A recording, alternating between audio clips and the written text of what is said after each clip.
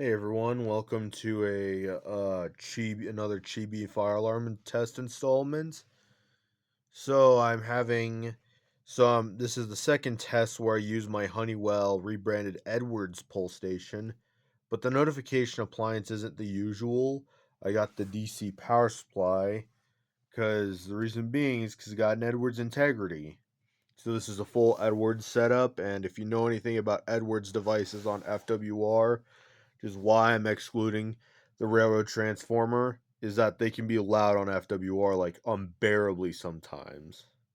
So this is the Edwards Integrity 757 8ATW, the third generation, because it's got the do not paint fire alarm device in caps and lower cases, with all words, or at least all words with their first letter being in caps. So, anyways,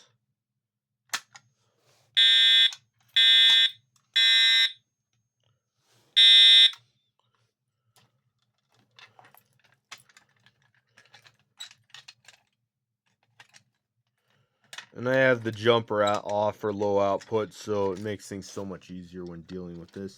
Because, like I said, I got to be exceptionally mindful with my family, with my grandma Joanne, because if you remember, I ain't gonna have that system test happen again. So, anyways, I hope you enjoyed that. You know what? For fun, let's key activate it.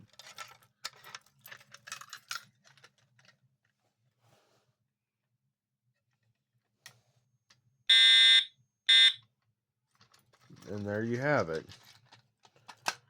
It's been a while since I was doing the hobby, so anyways, I hope you enjoyed that. Thank you for watching.